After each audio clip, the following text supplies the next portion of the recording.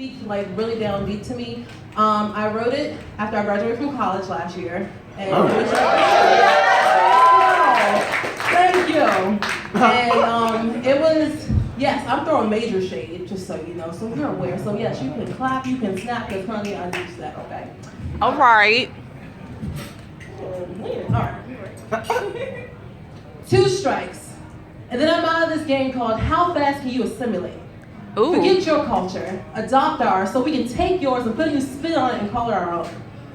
We have been brainwashed to believe that straighter, flatter hair is more desirable in their eyes because they don't know what to do with our thick curls. Ooh. Lighter skin is in because it's similar to their color changing one. Ooh. We've been tricked to believe that skinny is the size to be because their women cannot be naturally curvaceous as we. Ooh. And we have been bamboozled into accepting their unacceptable racist behavior since the ending of slavery because they have instilled in our minds that things will change. Strike one. First, they took these lands from my ancestors, gave us diseases, and put in the history books that we were the savages. Yet, every Halloween they dress as the great shamans and chiefs, not knowing the significance of the headdress or the wisdom that comes with being connected to the mind, body, and spirit first. They took my ancestors from the motherland and packed them as cargo and treated them like animals, traded them and their lives for trifles to build the land of equal opportunity first.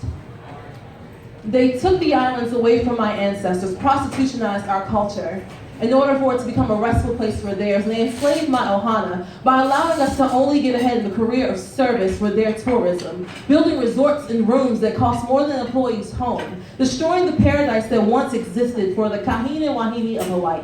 Ooh, you better speak that language. Everyone knows that when you turn a human being into a thing, you have justification for the crime. Strike 2. Now, they're trying to take away our voice. The only thing that we have left in this world, the only thing that cannot be taken, and still we lose because we choose not to stand up and speak up for what is right. Anytime our culture tries to move forward, there's a process that usually stops that progression, resulting into a backlash to move backwards in order to maintain the current power structure. And our silence is their trophy, and that's how they win. I speak against the fact that some of my peers don't believe that Brown versus Board of Education is not a big deal. Hold up. Let's think about that for a second. One of the major cases in history, the reason why I am educated and the reason why I am here is not a big deal to you? Let me explain something to you. Regardless of whether it directly affects you because I am here. And yet they justify affirmative action as leveling the playing field. And I'm the wrong one because I question whether you believe I deserve to sit next to you and think. Confiding in your fears to only find disappointment and their lack of confidence and self-dignity because they've been silenced by the multiples who have discouraged them against speaking the truth to the point where they don't even find it a problem anymore. The fact that you don't find it a problem is the problem. They have Jedi mind tricked us into defending their actions and turning on our own people by criticizing us more than we do them. What the hell is wrong with that picture? You have been duct taped and handcuffed when you use the general area's perception of minorities and our voice as the reason why you choose not to step up to the mic and speak your truth. An artist crafts their art for them in true expression, not for the acceptance of public opinion. Excuses are mountains that God purposely did not build because they were not meant to exist. Strike 3. To my generation, we are a walking contradiction. Some of us, we want the world and all it has to offer. Instead of earning it, we want it handed to us. A sense of entitlement rests in some of your brains. And history constantly repeats itself. And if history has taught us anything, it has taught us that as a race, we have to be the best of the best, better than the rest, and work harder than the ones we sit next to because they are our competition. And you want to know what's funny, right? You want to know something funny? So, I may do the same work, if not harder and better.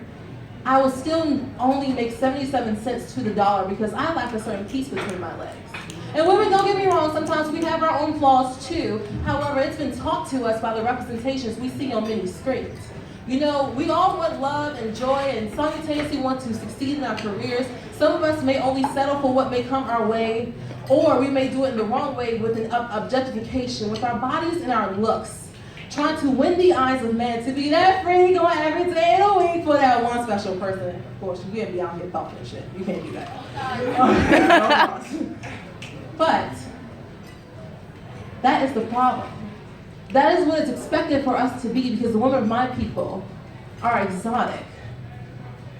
We have risen to status and power, and what we think we want is intimidated by our intelligence instead of complimented by our beauty and our brains.